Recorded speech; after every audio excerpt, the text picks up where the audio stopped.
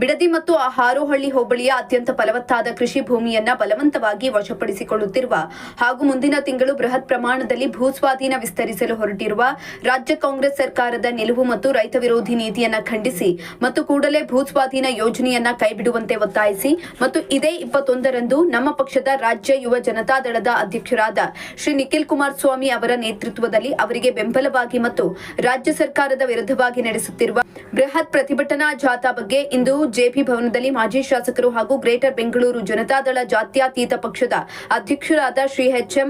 ರಮೇಶ್ ಗೌಡರವರು ಮಾಧ್ಯಮಗೋಷ್ಠಿಯಲ್ಲಿ ನಡೆಸಿದರು. ಈ ಸಂದರ್ಭದಲ್ಲಿ ಬೆಂಗಳೂರು ಕೇಂದ್ರ ಜಿಲ್ಲಾಧ್ಯಕ್ಷರಾದ ಶ್ರೀ ಆರ್ ಪ್ರಕಾಶ್ ಅವರು, ಬೆಂಗಳೂರು ಪಶ್ಚಿಮ ಜಿಲ್ಲಾಧ್ಯಕ್ಷರಾದ ಶ್ರೀ ಟಿ ತಿಮ್ಮೇಗೌಡರವರು, ಬೆಂಗಳೂರು ದಕ್ಷಿಣ ಜಿಲ್ಲಾಧ್ಯಕ್ಷರಾದ ಶ್ರೀ ಎಚ್.ಸಿ. ಕೃಷ್ಣರವರು, ಬೆಂಗಳೂರು ಪೂರ್ವ ಜಿಲ್ಲಾಧ್ಯಕ್ಷರಾದ ಶ್ರೀ ನಟರಾಜ್ ಗಂಗಾಧರ್ ರವರು ಹಾಗೂ ಗ್ರೇಟರ್ ಬೆಂಗಳೂರು ಮಹಾಪ್ರಧಾನ ಕಾರ್ಯದರ್ಶಿ ಸಿ.ಎಸ್. ರಮೇಶ್ ಅವರು ಉಪಸ್ಥಿತರಿದ್ದರು. ಉದ್ದೇಶ ಏನು, ಬಿಡದಿಯಲ್ಲಿ ಈ ಸರ್ಕಾರ ಬಂದ ನಂತರ ನಾವೆಲ್ಲ ಏನು ಹೇಳ್ತೀರಿ, ಈ ದೇಶದ ಬೆನ್ನೆಲುಬು ರೈತ ಅಂತ ಹೇಳ್ತೀರಿ. ಈ ದೇಶದ ಬೆನ್ನೆಲುಬು ರೈತ ಅಂತ ಹೇಳ್ತಕ್ಕಂಥ ಅಧಿಕಾರಕ್ಕೆ ಬರೋದಕ್ಕಿಂತ ಮುಂಚೆ ಹೇಳ್ತಕ್ಕಂಥ ರಾಜಕಾರಣಿಗಳು ಇವತ್ತು ಈ ರಾಜ್ಯದಲ್ಲಿ ಕಾಂಗ್ರೆಸ್ ನೇತೃತ್ವದ ರಾಜ್ಯ ಸರ್ಕಾರ ಈಗಾಗಲೇ 3 ವರ್ಷಗಳ ಅವಧಿಯನ್ನ ಪೂರೈಸಿದ್ದಾರೆ. ಹೊಸ ಮುಖ್ಯಮಂತ್ರಿಗಳು ಬಂದಿದ್ದಾರೆ. ಹೊಸ ಮುಖ್ಯಮಂತ್ರಿಗಳು ಒಂದು ಪ್ರತಿಷ್ಠೆಯಾಗಿ ಇವತ್ತು ಬಿಡದಿ ಟೌನ್ಶಿಪ್, ರಾಮನಗರ ಜಿಲ್ಲೆಯಲ್ಲಿ ಆ ಬಿಡದಿ ಟೌನ್ಶಿಪ್ನ ಇವತ್ತೇನು ಪ್ರತಿಷ್ಠೆಯಾಗಿ ಇವತ್ತು ಅವರು ಆ ಒಂದು ಯೋಜನೆಯನ್ನ ಮಾಡಲೇಬೇಕು ಅಂತೇಳಿ ಒಂದು ಪಣ ತೊಟ್ಟಿದ್ದಾರೆ. ಆದರೆ ವಾಸ್ತವಾಂಶ ಆ ರೀತಿ ಇಲ್ಲ. ಅವರ ಪ್ರತಿಷ್ಠೆಗೋಸ್ಕರ ಏನು ನಮ್ಮ ರೈತರು ಅಲ್ಲಿ ನಿಜವಾದ ಯಾರು ಇವತ್ತು ಕಾಂಗ್ರೆಸ್ ಸರ್ಕಾರದ ಮಂತ್ರಿಗಳು, ಆ ಭಾಗದ ಶಾಸಕರು ಏನ್ ಹೇಳ್ತಾ ಇದ್ದಾರೆ, 80% ಜನ ರೈತರು ಒಪ್ಪಿಗೆಯನ್ನ ಕೊಟ್ಟಿದ್ದಾರೆ ಅಂತ ಹೇಳಿದ್ದಾರೆ. ತಾವು ಮಾಧ್ಯಮದವರು ದಿನನಿತ್ಯ ಪ್ರಿಂಟ್ ಮೀಡಿಯಾ ಇರ್ಬೋದು, ಎಲೆಕ್ಟ್ರಾನಿಕ್ ಮೀಡಿಯಾ ಇರ್ಬೋದು, ತಾವು ದಿನನಿತ್ಯ ಸಹ ಸೋಷಿಯಲ್ ಮೀಡಿಯಾ ಇರ್ಬೋದು, ತಾವು ತೋರಿಸ್ತಾ ಇದ್ದೀರಿ ವಾಸ್ತವಾಂಶವನ್ನ. ಇವತ್ತು ಬಿಡದಿಯಲ್ಲಿ ಯಾವ ರೀತಿ ಇವತ್ತು ಅಲ್ಲಿನ ರೈತರು ಈ ಒಂದು ಯೋಜನೆಯ ವಿರುದ್ಧವಾಗಿ ಇವತ್ತು ಎಷ್ಟು ಜನ ಇವತ್ತು ಬೀದಿಗಿಳಿದು ಹೋರಾಟ ಮಾಡ್ತಾ ಇದ್ದಾರೆ. 1 ವರ್ಷಕ್ಕೂ ಹೆಚ್ಚು ಕಾಲ ಈಗಾಗಲೇ ಅಲ್ಲಿ ಇರತಕ್ಕಂಥ ಹೆಣ್ಮಕ್ಳು ಮತ್ತೆ ರೈತ ಬಂಧುಗಳು ಈಗಾಗಲೇ ಅವರು ಹಗಲು ರಾತ್ರಿ ಧರಣಿಯನ್ನ ನಡೆಸ್ತಾ ಇದ್ದಾರೆ. ಅದು 1 ವರ್ಷ ಈಗಾಗಲೇ ಪೂರೈಸಿದ್ದಾರೆ. ಅಂತ ಒಂದು ಪರಿಸ್ಥಿತಿಯಲ್ಲಿ ಇವತ್ತು ಅಲ್ಲಿ ರೈತರು ಯೋಜನೆಯ ವಿರುದ್ಧ ಹೋರಾಟವನ್ನು ಕೈಗೊಂಡಿದ್ದಾರೆ. ಅದು ವಾಸ್ತವಾಂಶ ಎಲ್ಲರಿಗೂ ಸಹ ಗೊತ್ತಿರ್ತಕ್ಕಂಥ ವಿಚಾರ. ಆದ್ರೂ ಸಹ ದುರ್ದೈವ ಏನಪ್ಪಾ ಅಂತಂದ್ರೆ, ಇದನ್ನ ಈ ಒಂದು ಯೋಜನೆಯನ್ನ ಮಾಡಲೇಬೇಕು ಅಂತ ಪ್ರತಿಷ್ಠೆ ಯಾಕೆ ಅಂತ ನನ್ಗೆ ಅರ್ಥ ಆಗ್ಲಿಲ್ಲ. ಉದಾಹರಣೆಗೆ ನಾನು ನಿಮ್ಗೆ ಹೇಳ್ತೀನಿ, ಈಗ ಸರ್ಕಾರಿ ಸಂಸ್ಥೆಗಳು ಈಗ ಸರ್ಕಾರದಲ್ಲಿ ಈಗ ನೀವು GBA ಅಂತ, ಮುಂದೆ ಏನು ಹಿಂದೆ BBMP ಇತ್ತು, ಈಗ ತಾವೇ ಈ ಸರ್ಕಾರ GBA ಮಾಡ್ಕೊಂಡಿದ್ದೀರಿ. ಈಗ ಬೆಂಗಳೂರಲ್ಲಿ ಈಗ ರಾಮನಗರ ಜಿಲ್ಲೆ ಇದ್ದಿದ್ದನ್ನ ಅದನ್ನ ಬೆಂಗಳೂರು ದಕ್ಷಿಣ ಅಂತೇಳಿ ತಾವೇನ್ ಮಾಡ್ಕೊಂಡಿದ್ದೀರಿ. ಅದೇ ರೀತಿ ಈಗಾಗಲೇ BDA ಇದೆ, BMRDA ಇದೆ, ಮತ್ತೆ ನೀವು BDA ಇದೆ.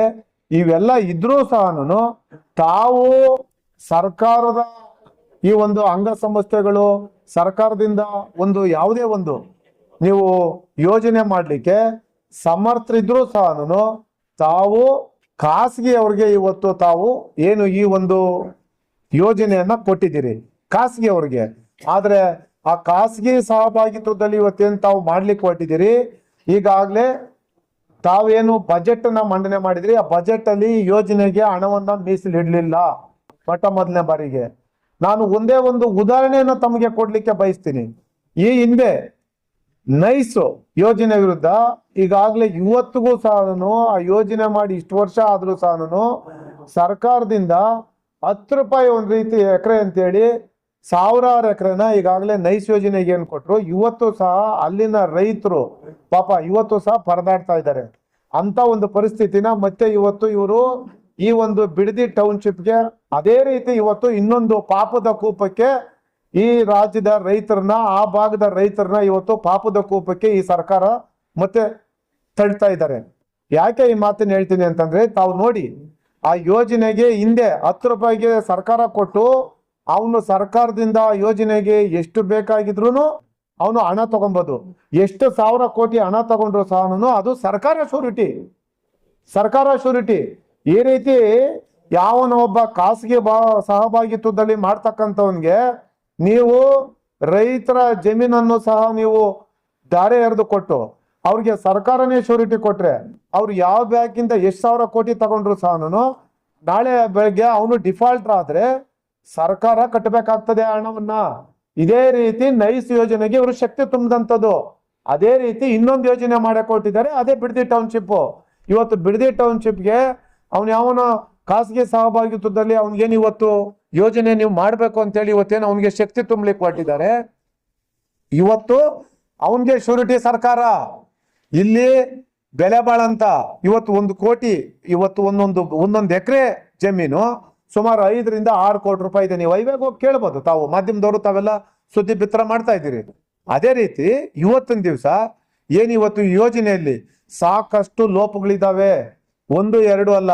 ಅಲ್ಲಿ ಹಚ್ಚ ಹಸಿರಾಗಿರ್ತಕ್ಕಂಥ ನೀರಾವರಿ ಭೂಮಿಯನ್ನ ಇವತ್ತು ಬಹುತೇಕ 80% ಜನ ವಿರೋಧ ವ್ಯಕ್ತಪಡಿಸ್ತಾ ಇದ್ರು ಸಹ ಆದ್ರೆ ಇವತ್ತಿನ ಈ ಸರ್ಕಾರದ ಮುಖ್ಯಮಂತ್ರಿಗಳು ಅದನ್ನ ಯೋಜನೆಯನ್ನ ನಾನು ಮಾಡೇ ತೀರ್ತೀನಿ, ಯಾರು ಏನು ಬೇಕಾಗಿದ್ರು ಮಾಡಿ ಅಂತೇಳಿ ಈಗಾಗಲೇ ಹಿಂದೆ ಇದೇ ಮುಖ್ಯಮಂತ್ರಿಗಳು ಉಪಮುಖ್ಯಮಂತ್ರಿಗಳು ಇದ್ದಂತ ಸಂದರ್ಭದಲ್ಲಿ ಅಲ್ಲಿ DC ಆಫೀಸ್ ಮುಂದೆ ರೈತರು ಪ್ರತಿಭಟನೆ ಮಾಡದಂತ ಸಂದರ್ಭದಲ್ಲಿ ಆ ರೈತರು ವಿರೋಧ ವ್ಯಕ್ತಪಡಿಸಿದಂತ ಸಂದರ್ಭದಲ್ಲಿ ಇವರು ಯಾವ ರೀತಿ ರೈತರಿಗೆ ಗೌರವ ಕೊಟ್ಟು ಮಾತನಾಡಿದರೆ ತಾವು ಮಾಧ್ಯಮದವರು ಅದನ್ನ ತೋರಿಸಿದ್ದೀರಿ ರಾಜ್ಯದ ಜನತೆಗೆ. ನಾನು ಈ ವಿಚಾರದಲ್ಲಿ ಒಂದೇ ಒಂದು ನಾನು ಕೇಳಲಿಕ್ಕೆ ಬಯಸ್ತೀನಿ.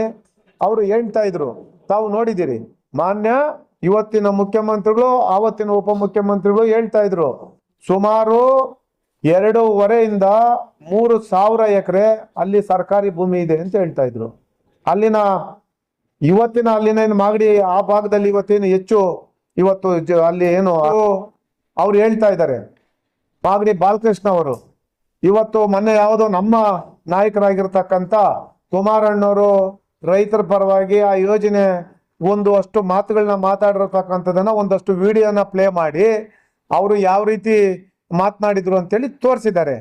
ಮಾಗಡಿ ಬಾಲಕೃಷ್ಣ ಅವರಿಗೆ ನಾನು ಒಂದು ಮಾತನ್ನ ಕೇಳಲಿಕ್ಕೆ ಇಷ್ಟಪಡ್ತೀನಿ. ಇದೇ ಬಾಲಕೃಷ್ಣ ಅವರು ಯಾವ ರೀತಿ ಮಾತನಾಡಿದಾರೆ ಅಂತೇಳಿ ಸೋಷಿಯಲ್ ಮೀಡಿಯಾದಲ್ಲಿ ಅದನ್ನೇನು ಬಿಡಿಸಿ ಹೇಳ್ಬೇಕಾಗಿಲ್ಲ, ತಾವೇ ಈಗಾಗಲೇ ಅದನ್ನ ತೋರಿಸಿದ್ದೀರಿ. ಮಾಗಡಿ ಬಾಲಕೃಷ್ಣ ಅವರೇ, ತಾವು ರೈತರ ಬಗ್ಗೆ ಕಾಳಜಿ ಇದ್ರೆ ನಿಮ್ಗೇನಾದ್ರೂ ಆ ಭಾಗದ ಅದು ನಿಮ್ಗೆ ಮತ ಕೊಟ್ಟು ಗೆಲ್ಸಿರ್ತಕ್ಕಂಥ ಜನ ಅವ್ರಿಗೇನಾದ್ರೂ ಕನಿಷ್ಠ ಗೌರವ ಕೊಡ್ತಕ್ಕಂಥವ್ರು ನೀವೇನಾದ್ರೂ ಆದ್ರೆ ಕೂಡ್ಲೆ ಈ ಯೋಜನೆಯನ್ನ ನೀವು ರದ್ದು ಮಾಡಬೇಕಾಗ್ತದೆ. ಈ ಯೋಜನೆಯನ್ನ ನೀವು ರದ್ದು ಮಾಡಿ ಕೂಡ್ಲೆ ತಾವು ಈ ಏನು ಯೋಜನೆಗೆ ರೈತ ವಿರೋಧ ವ್ಯಕ್ತಪಡಿಸ್ತಾ ಇದ್ದಾರೆ ವಾಸ್ತವಾಂಶವನ್ನ ಮಾತನಾಡಿ.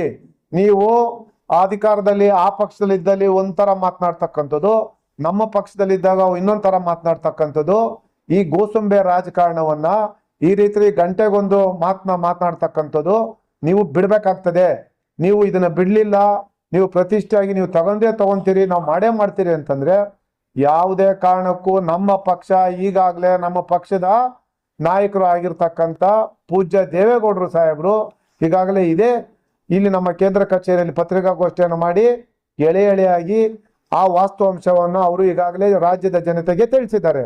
ಅಷ್ಟೇ ಅಲ್ಲ, ನಮ್ಮ ಪಕ್ಷದ ಅಧ್ಯಕ್ಷರು ಕೇಂದ್ರದ ಸಚಿವರು ಆಗಿರ್ತಕ್ಕಂಥ ಕುಮಾರಣ್ಣವರು ಈಗಾಗಲೇ ಅವರು 1 ವರ್ಷ ಆಗಿತ್ತಲ್ಲಿ ರೈತರು ಪ್ರತಿಭಟನೆಗೆ ಅವರು ನವದೆಹಲಿಯಲ್ಲೇ ಕೂತ್ಕೊಂಡು ಇಲ್ಲಿ ನಮ್ಮ ಪಕ್ಷದ ರಾಜ್ಯ ಘಟಕದ ಅಧ್ಯಕ್ಷರಾಗಿರ್ತಕ್ಕಂಥ ನಿಖಿಲ್ ಕುಮಾರಣ್ಣವರು ಏನು ಆ ಹೋರಾಟವನ್ನ ಕೈಗೆತ್ತಿಕೊಂಡಿದ್ದಾರೆ. ಅವರು ಅವತ್ತು ಬಿಡದಿಯಲ್ಲಿ ಏನು ನಾವು ಹೋರಾಟ ಮಾಡಿದಂಥ ಸಂದರ್ಭದಲ್ಲಿ ವಿಡಿಯೋ ಕಾನ್ಫರೆನ್ಸ್ ಮುಖಾಂತರ ರಾಜ್ಯದ ಜನತೆಗೆ ಅವ್ರು ಏನ್ ಸಂದೇಶ ಕೊಡಬೇಕು, ಅಲ್ಲಿನ ರೈತರಿಗೆ ನಾವೇನ್ ಸಂದೇಶ ಕೊಡಬೇಕು, ನಿಮ್ಮ ಜೊತೆ ಸದಾಕಾಲ ನಾನು ಉಳಿತೇನೆ, ಇಲ್ಲಿ ವಾಸ್ತವಾಂಶ ಏನಿದೆ ಅದನ್ನ ಜನರಿಗೆ ತಿಳಿಸ್ತಾ ಇದೀವಿ, ನಿಮ್ಮ ಪರವಾಗಿ ನಾವು ಇರ್ತೀರಿ ಅಂತ ಈಗಾಗಲೇ ನಮ್ಮ ಪಕ್ಷದ ಸಂಪೂರ್ಣವಾಗಿ ಆ ಒಂದು ಯೋಜನೆಗೆ ವಿರೋಧ ವ್ಯಕ್ತಪಡಿಸಿ ರೈತರ ಪರವಾಗಿ ನಾವು ಹೋರಾಟಕ್ಕೆ ನಿಂತಿದ್ದೇವೆ. ಉಪನಗರಕ್ಕೆ ಸ್ವಾಧೀನಪಡಿಸಿರುವ ಭೂಮಿ 7,481 ಎಕರೆ. ಅದರಲ್ಲಿ ಉಪನಗರ ಯೋಜನೆಯ ಮೊತ್ತ 18,133 ಕೋಟಿ ರೂಪಾಯಿ. ಬಜೆಟ್ ಅಲ್ಲಿ ಯಾವುದೇ ಹಣವನ್ನ ಮೀಸಲಿಡ್ಲಿಲ್ಲ. ಯಾವನೋ ಖಾಸಗಿ ಅವನು ಕೊಡ್ತೀನಿ ಅಂತ ಹೇಳ್ತಾರೆ. ಅವನು ಯಾರು, ಅವನು ಯಾವ ಕಂಪನಿ ಏನು ಅಂತೇಳಿ ಯಾರಿಗೂ ಸಹ ಗೊತ್ತಿಲ್ಲ. ಪ್ರತಿ ಎಕರೆಗೆ ಇವರು ನಿಗದಿಪಡಿಸಿರ್ತಕ್ಕಂಥ ಬೆಲೆ 2.7 ಅಂದ್ರೆ 2,07,00,000.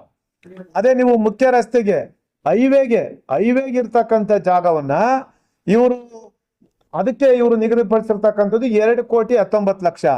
ಬಹುತೇಕ ಪ್ರತಿ ಎಕರೆಗೆ ನಿಗದಿಪಡಿಸಿರ್ತಕ್ಕಂಥ ಗರಿಷ್ಠ ಅಂದ್ರೆ ಇದೇನು ಕನಿಷ್ಠ ನಾನು ಹೇಳ್ತಾ ಇದ್ದೀನಿ, ಗರಿಷ್ಠ ಮೊತ್ತ ಎಷ್ಟಪ್ಪ ಅಂತಂದ್ರೆ ಅವರು ಯಾವುದೇ ಒಂದು ಅಲ್ಲಿ ಬೆಲೆ ಬಾಳ್ತಕ್ಕಂಥ ಭೂಮಿ 2,55 ರೂಪಾಯಿ 2,55 ರೂಪಾಯಿಗೆ ನಿಮ್ಗೆ ಹಣ ಎಲ್ಲಿ ಸಹನು ನಿಮ್ಗೆ ಅಲ್ಲಿ ಭೂಮಿ ಸಿಗೋದಿಲ್ಲ ಹೈವೇಗೆ.